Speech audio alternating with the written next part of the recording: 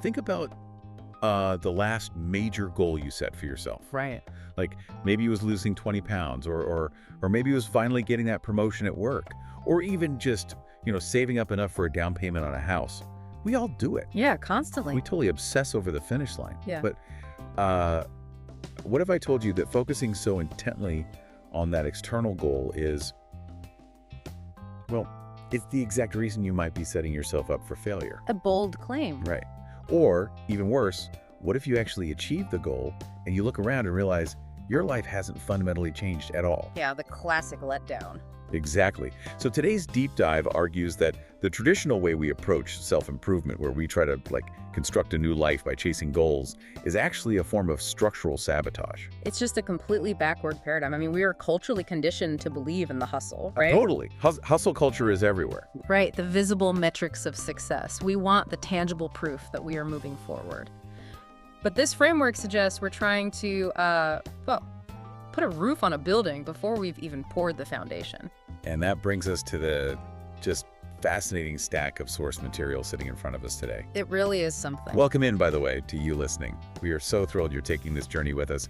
Today, we are immersing ourselves in excerpts from a text called Part 2, The Human System. Yeah. Which is, it's the second half of this massive, sweeping conceptual framework known as the architecture of awareness. Right, and to give you a bit of a primer if you're new to this, part 1 of this architecture was intensely outward-looking. Yeah, super macro. Exactly. It focused on the universe, the very nature of reality, cosmology, and the mechanics of how our brains process external information. But part 2 takes all of that vast macro-level understanding and just turns the lens entirely inward. Right. It attempts to answer what is arguably the most complex question in human existence, which is simply, who am I? And it does it not with vague, mystical poetry, but with an almost mechanical precision. Very mechanical. That's the hook that genuinely stopped me in my tracks. Because most self-help gurus tell you to change your circumstances to change your life, right? Yeah, get a new job, wake up at 5 a.m. Right. But this text introduces a rigid, highly intentional operating system for human identity. It says unequivocally, you do not build a meaningful life by chasing goals. No. You build it by intentionally becoming the kind of person who is capable of achieving and sustaining those goals. The transition here from abstract philosophy to measurable mechanics is just striking because it strips away all the platitudes about, finding yourself. Right, like you're lost in the woods. Exactly. Yeah. The text argues you don't find yourself, you construct yourself. It says that personal growth has to begin with an integrated, objective understanding of your own internal structures. Without that, you're just reacting to your environment. Okay, let's unpack this, because understanding why the old way doesn't work is basically the prerequisite for understanding everything else we're going to talk about today. Yeah, we have to dismantle the old model first. So the traditional model we've all been sold is goals lead to identity. Right. The logic goes like this. I want to run a marathon.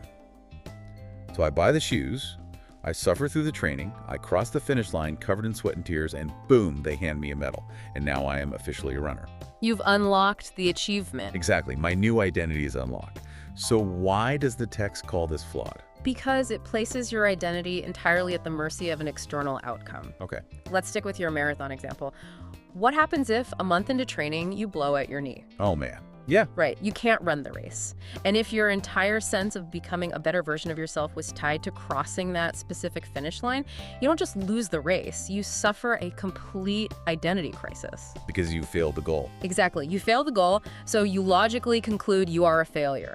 Or conversely, you hit the goal, the high wears off in a week, and you're left sitting on your couch wondering, is that it? What now? That is a wildly common psychological crash. When identity is tied exclusively to a job title or a bank balance, a relationship status, physical achievement, it is inherently fragile because all of those things are subject to the chaos of reality. Yeah, the market can crash, you can lose your job. Exactly. So the text proposes a completely inverted architecture, a sequence that flows strictly from the inside out. Okay. It starts with identity, then purpose, then goals, then habits, then actions, and finally, results. Wow. So identity must precede action. It has to, because if you don't know who you are, how can you possibly know what you should be doing? Right. But let's pause here for a second because the word identity is incredibly loaded. Oh, heavily loaded. Like if I'm at a networking event and someone asks me who I am, I don't give them my psychological profile, right? No, of course not. I say, hi, I'm the host of this audio deep dive. I live in this city. I'm a parent. I like hiking. But the source material is super adamant. Identity is not your name, your job, or your hobbies. No, not at all. The text defines identity as an integrated structure. Integrated structure. Okay. Yeah, it's an organized internal ecosystem made up of your beliefs, your values, your character, your past experiences, and your future aspirations. It is the invisible lens through which you interpret reality and make decisions. Right. And to make it concrete, the text breaks this down into what it calls identity layers. Yeah, I found the visual of the layers incredibly helpful. It's like looking at the cross-section of a planet. Yes. You have the super dense core, and then the layers get a bit more malleable as you move out toward the crust. That's a very apt way to picture it. So at the very center, the immovable core, you have your core values. Stacked immediately on top of those are your beliefs, the rules you think govern the world. Right. Outside of that is your character, which is how you act under pressure. Then your personality, which is your natural disposition. Okay, so values, beliefs, character, personality. Exactly. Then moving further out, you have your strengths and weaknesses, your acquired skills, the various roles you play in society, your underlying purpose, and finally, on the very surface, your vision for the future. And the text makes the point that every layer influences the layers above it, right? Absolutely. Like if your core values shift, it ripples outward and changes your vision for the future. But there is a crucial caveat here. We didn't build all these layers from scratch ourselves. No, definitely not. I mean, a lot of this is handed to us. Unquestionably. Our identities are heavily shaped by external forces we didn't choose. Your family of origin, the culture you were born into, your early failures, traumas, even your unearned successes. Right. They all pour concrete into those layers early in life. However, the text's core thesis is that while we are influenced by these factors, we are not determined by them. Right, so we aren't just passive sponges that soaked up our childhoods and now we just have to live with it forever. Exactly. Or, to use a different phrase, you are not a completed sentence. You are a draft. The architecture of your identity can be actively redesigned and refined. Let me throw an analogy at this to see if it holds up to the text's mechanics. Let's hear it. Okay, so if we think of identity as the architectural blueprint of a house, then the goals we set are just the furniture we decide to put in the house later. I like that. We've been doing it backward. We've been standing in an empty field, holding a really nice couch, which is like a promotion or a fitness goal, and trying to figure out where it goes. Right. But you can't start with the couch. You have to know where the living room is going to be, how much weight the floorboards can support, where the electrical wiring runs. You have to draft the blueprint first. I'd completely agree with that. And I'd add that the beauty of a strong blueprint is that the furniture can be swapped out whenever you want. Oh, that's true. If you build a structurally sound house, you can move the couch or buy a new one without the walls caving in. So if you have a structurally sound identity, a goal can change, a project can fail, a career path can pivot, and you don't collapse. Right, the house is still standing. But I have to push back here just on behalf of anyone listening who might be feeling a bit of skepticism. Sure. Because identity feels incredibly fixed. People say, well, I am who I am, or, I'm just an anxious person. How do you actually measure or intentionally change something as nebulous and internal as identity? It's a fair question. Because it sounds great in theory, but in practice, how do you grab hold of it? Well, the authors clearly anticipated that exact pushback because they don't leave identity as a philosophical thought experiment.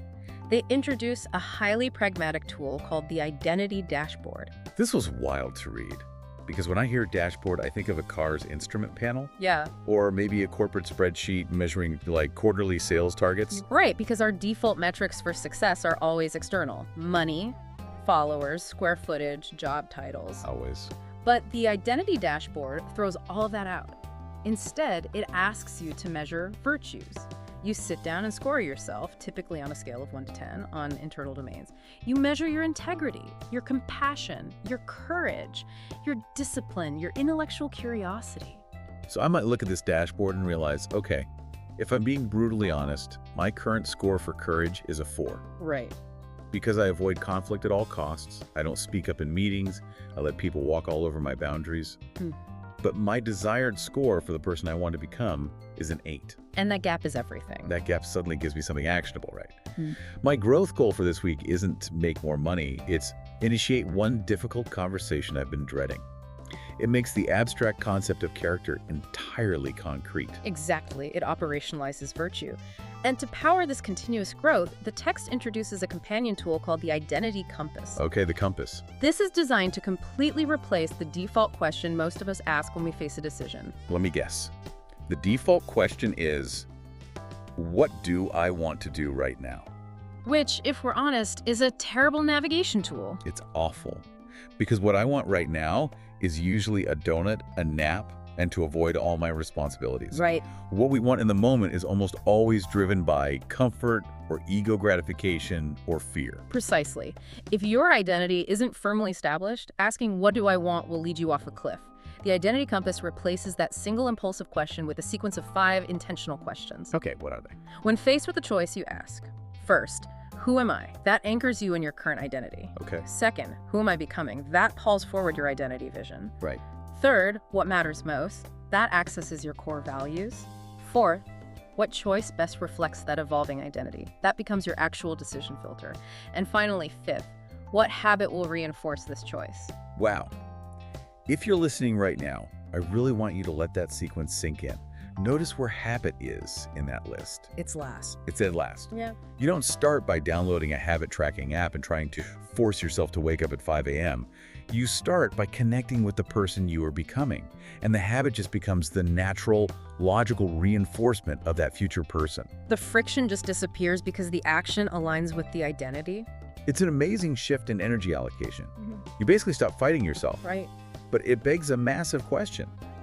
If the identity compass requires us to know who we are becoming, we first need a flawlessly honest assessment of where we actually are in reality. Yes, absolutely. We can't chart a course if our starting coordinates are wrong, which provides, honestly, a perfect bridge to the next major concept in the source material, the Wheel of Life assessment. Right. Because if the identity framework provides the destination and the compass, the Wheel of Life provides the stark, unvarnished current coordinates. Yeah. The text operates on the premise that you cannot navigate out of a dark forest if you refuse to admit you are in a dark forest. The text visualizes this as the human dashboard. It's a wheel divided into 12 specific domains of life. Let me just run through these domains quickly just to give you a sense of the scope. Go for it. So we're looking at physical health, mental growth, emotional well-being, spiritual life, relationships, family, career and purpose, financial stability, creativity, contribution, environment, and finally, adventure and lifestyle. The sheer breadth of that list is an argument in itself. Really? How so? Well, it pushes back aggressively against the modern obsession with hyper-specialization. Society applauds the entrepreneur who sleeps 3 hours a night to build a unicorn startup, effectively scoring a 10 in career and finance. Right, they're on the Right? cover of magazines. Exactly, while completely ignoring that their physical health is a 2 and their family life is a 1. We call that success, but the text calls it a catastrophic imbalance. It calls it an impending structural failure. The human operating system demands balanced growth. A wheel with one spoke extended to a 10 and the others at a 2 cannot roll. It shatters. Yeah. Success without health is a failure. Success without meaningful relationships is a failure. But here is where the rubber actually meets the road. Yeah. How do we actually score these 12 domains? Yeah, Because I know my own brain. we all do. Right. If I'm taking this assessment and I look at emotional well-being and I happen to have a good morning, drank a really nice cup of coffee, the sun is shining, I might generously give myself an 8. Sure. But the text has a very strict, almost clinical rule about scoring, doesn't it? It does, and this is the mechanism that violently strips away our capacity for self-deception. Okay. The cardinal rule of the human dashboard is this: you never score based on how you feel. You score exclusively based on evidence. Evidence, not vibes. Not vibes, not intentions, not your potential. Evidence. Oh. If you claim your physical health is a 7, you are required to produce the data. I exercise vigorously 3 times a week. My blood work is normal. My resting heart rate is 60, and I sleep 7 hours a night. That is the evidence that supports a 7. Okay, that's brutal but fair. Right. Or, if you want to claim your relationships are a 9, what is the hard evidence? Are you actively initiating deep conversations? Can you point to specific, undistracted hours spent with your partner this week? If the evidence isn't there, the score drops. It's brilliant because it completely removes the ego's defense mechanisms. You can't argue with a lack of evidence. But let's play this out, because I can easily see someone listening to this, sitting down with a notebook, looking at 12 different domains of their life, demanding evidence. And realizing they're in trouble. Yeah, realizing they're staring at a sea of 3s and 4s. I mean, the sheer panic of realizing my life is a mess in 12 different directions. How do you avoid total paralysis when you realize you need to fix everything at once? Well, the text is very clear on this. Yeah. You do not try to fix 12 things at once. That is a guaranteed recipe for burnout. Instead, it introduces 2 specific mechanisms to manage this data gap analysis and the priority engine. Okay, let's break those down. Let's say I'm that overwhelmed person staring at my low scores. What is gap analysis? Gap analysis is simply the math of reality. For every one of the 12 categories, you establish 3 numbers: your current score based on evidence, your desired score for a sustainable life, and the gap between them. Okay, so if my finance score is a 3 and I need it to be a 7 to feel secure, the gap is 4. Exactly. Growth begins not with panic, but with objectively quantifying the distance to be covered. But I still have gaps in multiple areas. Where do I start? That's where the priority engine comes in. Oh, yeah. Instead of asking what is the lowest score or what is easiest to fix, the priority engine asks a highly strategic question: which single area of improvement will have the greatest positive impact on all the other areas? Oh, wow. So it's about finding the domino that knocks over the rest of the dominoes. It's about leverage. Exactly. Let's look at a hypothetical scenario. Let's say Sarah does her wheel of life. Her career is a 4, her emotional well-being is a 3, her relationships are a 4, and her physical health, specifically her sleep, is a 2. Okay, pretty stressed out. Very. Now, traditional self-help might tell her to work harder on her career to lower her financial stress, or to go to couples counseling to fix the relationship. But she doesn't have the energy for either of those things. Precisely. She's exhausted. The priority engine would identify her sleep part of physical health as the primary lever. Okay. If Sarah focuses 100% of her self-improvement energy on getting 8 hours of sleep, what happens? Her emotional regulation improves, lifting her emotional well-being score? Because she's less irritable. Right. And because she's less irritable, her relationship score naturally improves without counseling. Because she has more focus, her career performance stabilizes. She fixed one domain, and the leverage lifted 3 others. That makes the whole system feel so much more manageable. You aren't rebuilding the whole house at once. You're just fixing the load-bearing pillar that's causing the floors to sag. That's a great way to put it. And to ensure this doesn't devolve into just another, New Year's resolution exercise that gets forgotten by February, the text outlines the life navigation engine. It's a continuous 4-question loop. The loop is elegant in its simplicity. 1, where am I now? Which is the evidence-based score. 2, where do I want to be? The desired score. Okay. 3, what is the next most important step? The single domino. And 4, what evidence will show I'm making progress? You run that loop continuously, weekly or monthly, and it auto-corrects your trajectory. So we have the wheel of life to measure how the system is functioning, Yeah. and the identity to define why it matters. But even with a dashboard and a map, the text acknowledges a really fascinating behavioral puzzle. It does. It addresses the mystery of divergent behavior. Yeah. You can take 2 completely different people, run them through the exact same assessment, and they can produce identical Wheel of Life scores. Like, really? Yeah. Let's say person A and person B both score a 4 in financial stability and a 4 in family life. They both have a gap. They both recognize it. But they will make completely opposite decisions about how to fix it. Because, person A might decide to take a second job, working weekends to build their savings, essentially sacrificing family time to fix the finance gap. Right. But person B might decide to downsize their apartment to reduce their financial overhead so they can spend more time with their kids, sacrificing financial growth to fix the family gap. Both are trying to improve their dashboard, but their solutions are entirely at odds. When does that happen? Because if the external dashboard is identical, the variable must exist deeper in the internal programming. The text points directly to what it calls the internal compass, which is explored deeply in the chapters concerning values and belief systems. Okay, so if we stick with our tech metaphors, if identity is the overarching operating system and the wheel is the diagnostic dashboard, then values are your operating principles, and beliefs are the hidden software rules running quietly in the background. That's a very clean way to categorize it. And the text is meticulous about defining these terms because in common conversation, we use values and beliefs interchangeably. All the time. Right, but they are not the same thing in this architecture. Okay, let's draw that line clearly. What is a value, according to the text? A value is a principle that defines what matters most to you. It is a judgment of worth. It answers the question, what is important? Like what?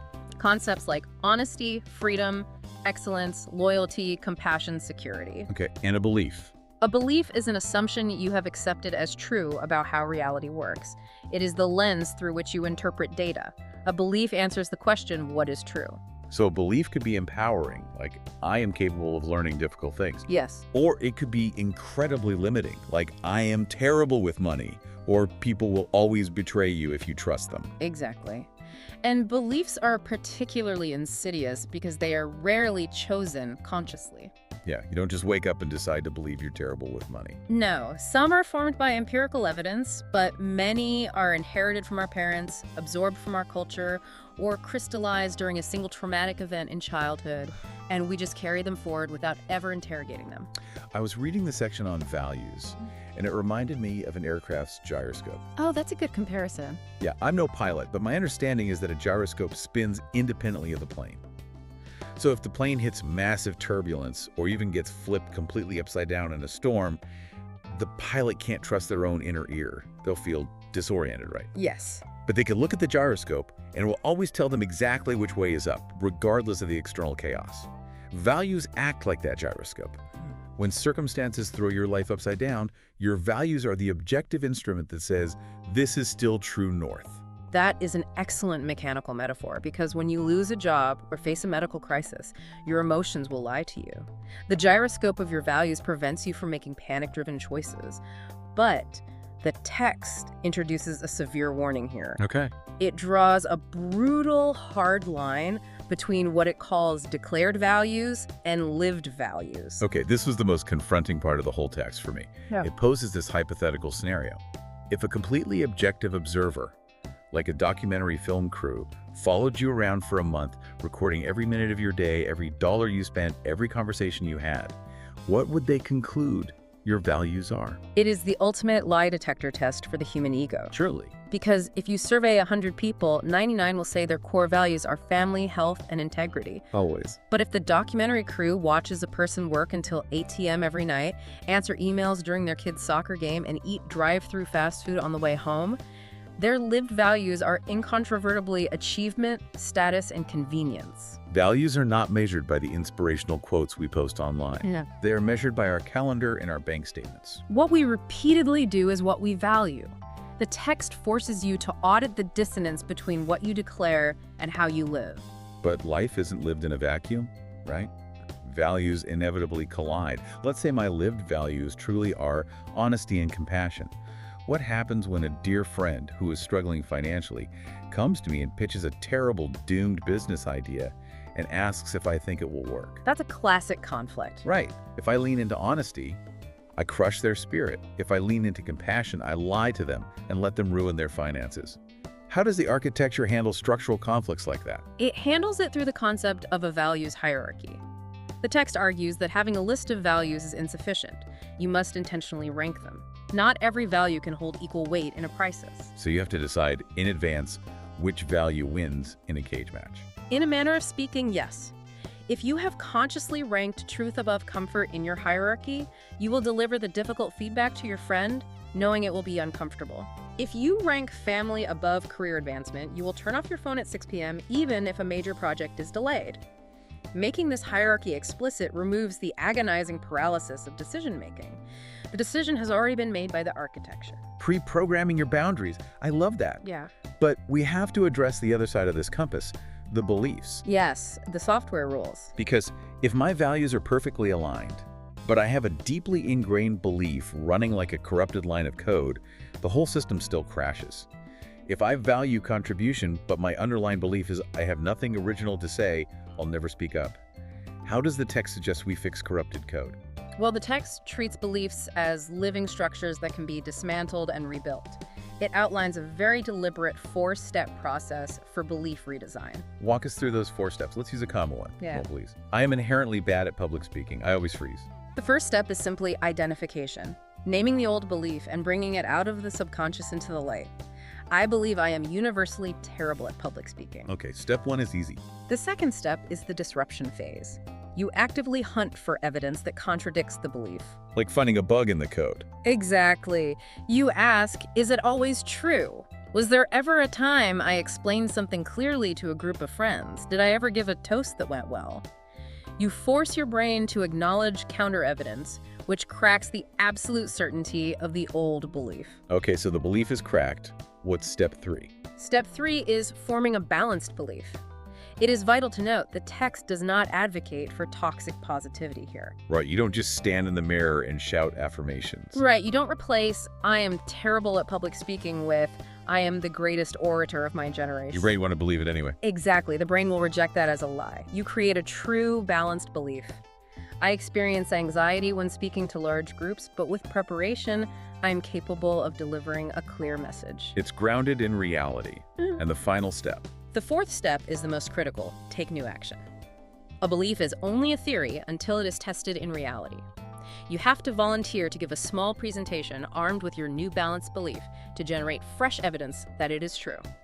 Theory has to become practice. Right. And to synthesize this entire section on the internal compass, the text provides a final checklist. Before you make any major life decision, like quitting a job, moving to a new city, ending a relationship, you run it through the values calibration engine. It's a series of 5 checks. And if an opportunity fails these checks, you reject it. Right. So, first, is my perception of this situation true? The truth check. Second, is this decision aligned with my highest ranked values? The values check. Third, am I acting based on hard evidence or an unexamined assumption? The belief check. Crucial one there. Yeah. Fourth, who else will bear the cost of this decision? The responsibility checked. And finally, the ultimate lens. Will making this choice move me closer to the person I am intentionally becoming? The identity check. If you run your major choices through those 5 filters, you effectively eradicate impulsive, ego-driven living. You are forcing your actions to align with your foundational architecture. But let's follow the logic here. Doing that once makes for a very sound, rational decision. But what happens when you make those aligned decisions over and over and over again? It creates momentum. Right, it stands to reason that making those choices leaves a residue. You are essentially etching grooves into your psyche. Does the text get into what happens when those grooves become permanent? It does, and this brings us to what the text considers the literal building blocks of the human structure character. This is the exploration of who you are becoming through your repeated choices. The text makes a major distinction here that I found incredibly freeing. It addresses the fatalistic idea that we are just born a certain way and stuck with it. It states, personality describes how you naturally tend to behave. Character describes how you choose to behave. There is a vast psychological gulf between those two concepts, and understanding it eliminates the most common excuse for bad behavior, which is, well, that's just how I am. I'm just a blunt person. No, you're choosing to be rude. Precisely. Personality is relatively stable biological wiring. You might naturally be introverted, easily overstimulated, highly analytical, or spontaneous. The text makes no moral judgment on personality. There is no correct personality type, but character is completely different. Right. Character is not genetic. Character is intentionally developed through action. Let's use introversion as an example, because I think it highlights the contrast perfectly. An introvert's personality means they lose energy in large crowds and prefer solitude. That's fine. Totally fine. But courage is a character trait. An introvert can be deeply courageous.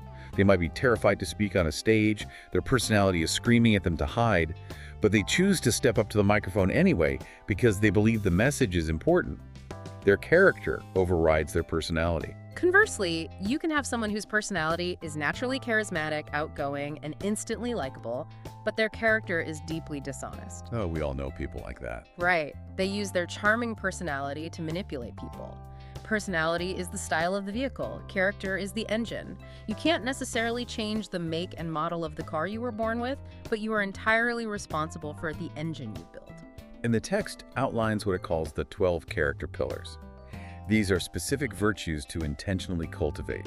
It lists truth, integrity, love, wisdom, courage, humility, discipline, responsibility, compassion, justice, gratitude, and stewardship.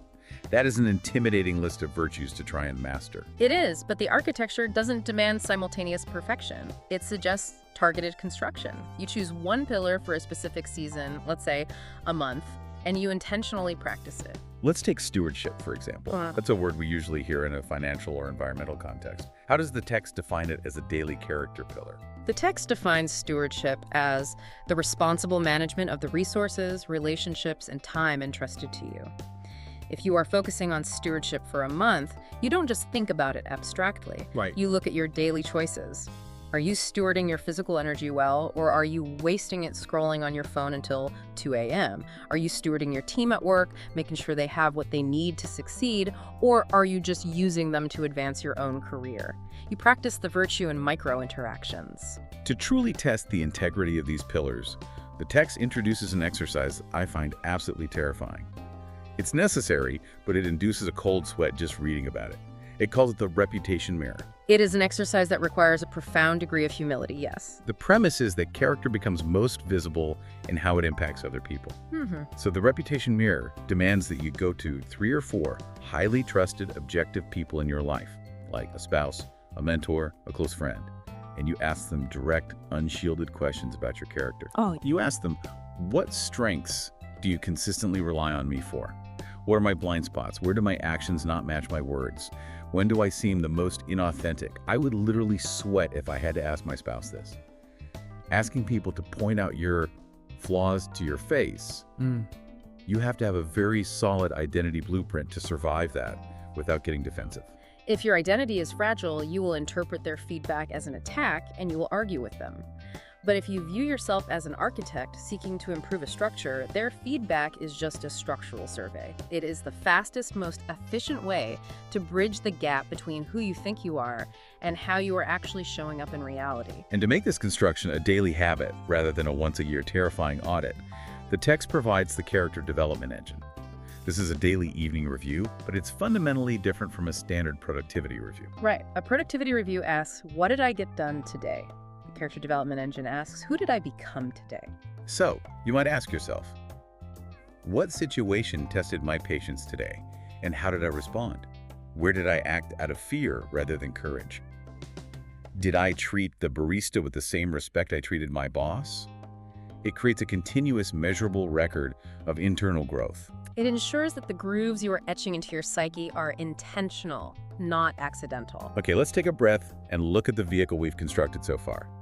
We drafted the identity blueprint, we assessed our current reality with the Wheel of Life dashboard, we installed the values and beliefs gyroscope to keep us oriented, and we're building a high-performance engine of character through daily intentional choices. It's a solid vehicle. We have an incredible vehicle, but a vehicle is useless if it's just idling in the driveway. Where on earth are we driving it? Which brings us to the ultimate destination of the operating system, the integration of purpose, mission, and vision. Now, the text is painstakingly careful to define these 3 terms as distinct concepts.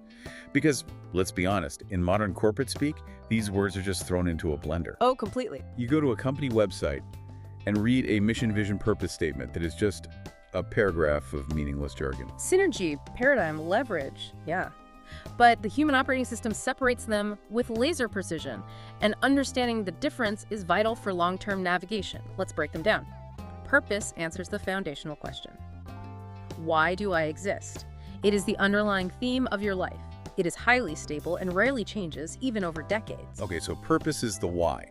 What is mission? Mission answers the question. What am I committed to doing right now? It is the specific, actionable way you express your purpose in your current season of life. Unlike purpose, your mission will and should evolve as your life circumstances change. And vision. Vision answers the question, what specific future am I trying to create? It is the destination, the vivid picture of what reality will look like 5, 10, or 20 years from now if you successfully execute your mission. So purpose is the why, mission is the what, vision is the where. Let's make this concrete. Can you give a hypothetical example of how these 3 interact in one person's life? Certainly. Let's imagine a woman whose foundational purpose, her why, is to empower others to realize their potential. That's her stable core. Okay. In her 20s, her mission might be teaching high school mathematics. She is expressing her purpose through education. Her vision is to see her students graduate and succeed.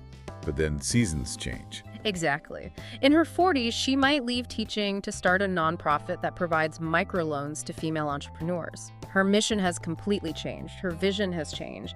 She now visualizes thriving small businesses. Right. But her purpose, empowering others to realize their potential, remains exactly the same.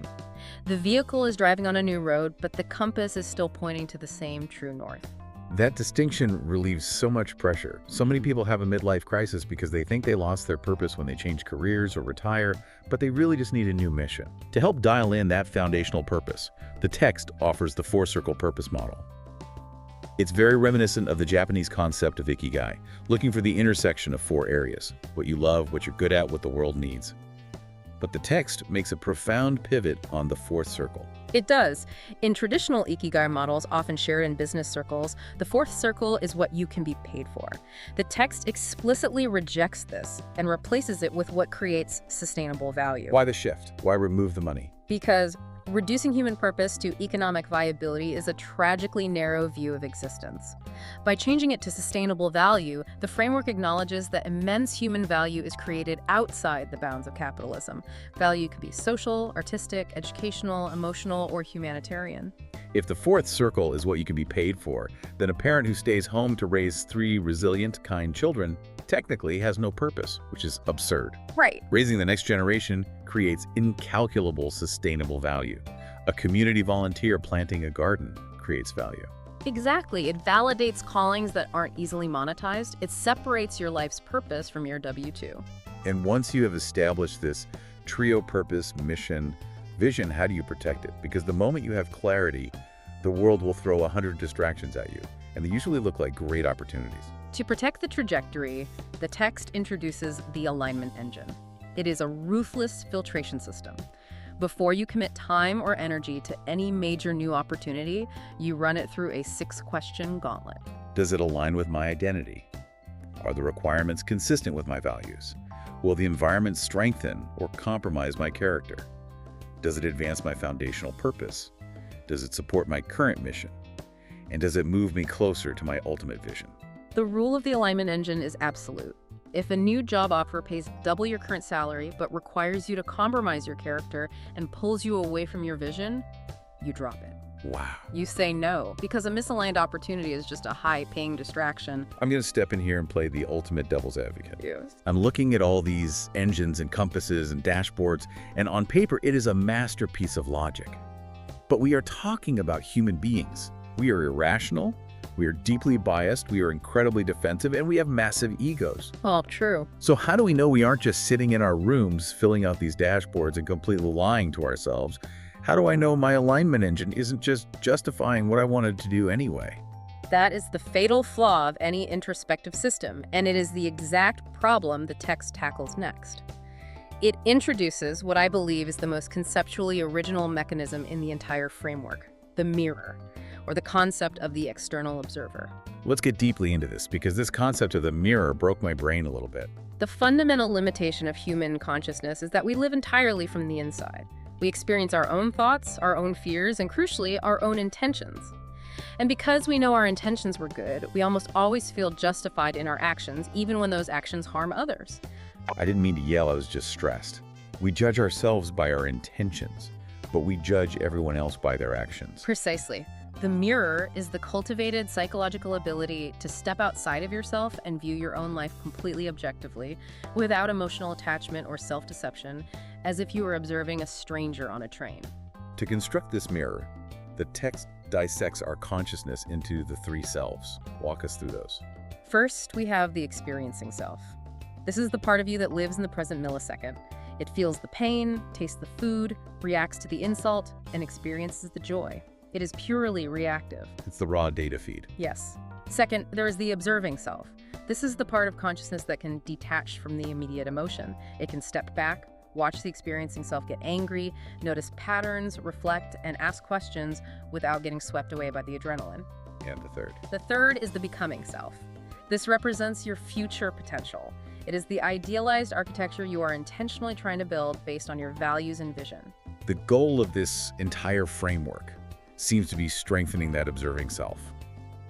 The text uses an art connection metaphor here that I want to expand on. Sure. It says you have to become the building inspector of your own life. You have to walk out the front door, stand on the sidewalk, and look at the structure objectively. You ask, are the foundation walls bowing? Are there cracks in the drywall of my relationships? What rooms did I start building and abandon? What weight-bearing structures am I overloading with stress that are about to snap? You have to be willing to look at the house and admit that a wall needs to be demolished. Demolishing a habit or relationship that you've invested years into is incredibly painful. But the observer does this by measuring what the text calls the reality gap. The gap between who I tell myself I am and who the world actually experiences. Exactly. The observer looks at the calendar, the bank statements, the health metrics, and the trail of broken relationships, and asks a devastatingly simple question. If this were someone else's life, what objective advice would I give them? Because it is staggeringly easy to solve our friends' problems. We can listen to a friend complain for 5 minutes and see exactly how they are self-sabotaging. The mirror just turns that superpower inward. But the text adds a massive, crucial caveat to how the observer must behave. The mirror calibrates. It never criticizes. That distinction is the difference between growth and depression. If your internal observer is harsh, judgmental, shaming, and cruel, the experiencing self will simply shut down. It will retreat into defensiveness or avoidance. The observer must be clinically objective but deeply compassionate. It simply notes the truth of the structure. The wall is cracked, not you're an idiot for building a cracked wall. Exactly. And the text emphasizes that radical acceptance of this objective truth must precede any attempt to change. You cannot renovate a house if you refuse to admit the roof is leaking. So we have built this mirror. We have cultivated the ability to observe ourselves compassionately, but a mirror is entirely useless if it just hangs in a dark closet or if you only glance at it once a year on New Year's Eve. How does this massive operating system actually boot up every single day? That brings us to the final mechanism of the framework, which acts as the literal CPU, the central processing unit of the entire human system, which is continuous self-awareness. Because without a processor constantly running the code, you just drift right back onto autopilot. Autopilot is the default state of the human brain. It saves energy. So everything we've discussed, the values, the character pillars, the purpose, is inert if you cannot continuously observe and adjust your behavior in real time. The text breaks this processing power down into 3 levels of awareness. I looked at these levels and it immediately reminded me of debugging a computer program. Let's see the error is. I snapped at my boss today. Most people, when they reflect on their day, stop at level 1, which the text calls observation. Level 1 is just reading the error message. What happened today? I snapped at my boss. It's simple recounting. But level 2 is understanding. That's opening up the code to see why it broke. Why did I snap at my boss? Because I was exhausted. Why was I exhausted? Because I stayed up late. Why did I stay up late? I was anxious. You trace the causality. And then, crucially, you move to level 3, which is transformation. What specific variable in the code needs to change so this doesn't happen tomorrow? To help facilitate that deep dives into the code, the text offers a diagnostic tool called the awareness pyramid. When an action goes wrong, you don't just try to force a change in the action, you dig vertically down the pyramid. You look beneath the isolated action, and you examine the recurring habit. If you look beneath the habit, you find the emotions driving it. Beneath the emotions are the subconscious thoughts generating them. Beneath the thoughts are the beliefs validating them. And at the very bottom, beneath the beliefs, is your core identity. You keep asking why, until you hit the bedrock of the architecture. You don't just put a Band-Aid on a bad action. You rewrite the belief that caused it. It transforms self-reflection from a passive Dear Diary entry into an active engineering diagnostic. And to ensure the CPU doesn't overheat, the text maps out the personal evolution engine, which organizes this self-awareness into nested timescales. Nested timescales. Sounds like a fractal. How does that operate practically? It means you are calibrating your life at different altitudes, preventing overwhelm. Daily, you zoom all the way in, you observe your interactions, reflect in the evening, and adjust one small behavior for tomorrow. Weekly, you zoom out slightly, you identify recurring emotional patterns and choose one larger habit adjustment. Okay, that makes sense. Monthly, you zoom out further, you audit your identity dashboard and your wheel of life to see if the gaps are closing. Quarterly, you reassess your mission and priority engine. And yearly, you look at the entire 30,000-foot trajectory of your life, asking if you are truly moving toward your vision. The daily reflections build the weekly patterns. The weekly patterns build the monthly habits. The monthly habits shape the yearly destiny. It is a brilliant way to manage the massive complexity of a human life. And it all culminates in this ultimate unifying equation that the text presents for how human growth actually occurs. It is a sequence of absolute causality. It dictates that awareness leads to understanding. Understanding leads to acceptance. Acceptance leads to choice. Choice leads to action. Action leads to habit. And habit, ultimately, leads to transformation. The most profound takeaway from that equation is realizing where it starts. Growth does not start with action. Action without awareness is just flailing in the dark. Growth, real structural growth, always starts with awareness. If we zoom all the way out and look at this entire human system blueprint, it brings us full circle to the counterintuitive premise that hooked us at the very beginning. Reality simply provides the raw materials. Your identity provides the architectural direction, and your character is built through the daily microscopic choices you make to align the two. The paradigm shifts completely. You realize you are no longer a passive product of your circumstances, merely reacting to whatever the world throws at you. You are actively designing the internal structures that process those circumstances. You are the architect of your own awareness. It is an incredibly empowering framework, but as we noted, it strips away all of our excuses. The blueprint is entirely in your hands now. Which is both exhilarating and terrifying. Before we sign off, I want to leave everyone listening with a final provocative thought that stems from this idea of being the architect of our own identity. If we are entirely responsible for constructing our character through our choices, as this system demands, what does that mean for how we view other people? Specifically, what does it mean for forgiveness? That is a profound philosophical implication.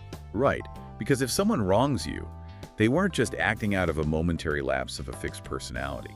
Under this framework, they made a conscious character choice based on their own flawed internal blueprint.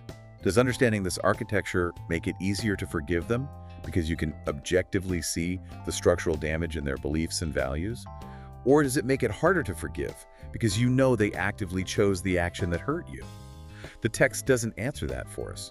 It leads us to wrestle with the reality that everyone around us is operating their own complex, often broken machinery. It forces a deep empathy combined with strict accountability. Empathy and accountability.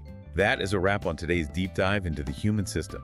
Thank you so much for joining us, for wrestling with these concepts, and for exploring the architecture of the self. Remember, the diagnostic X-ray might show some cracks, and the blueprint might take a lifetime to perfect, but you hold the pen. You are the architect. We'll see you next time.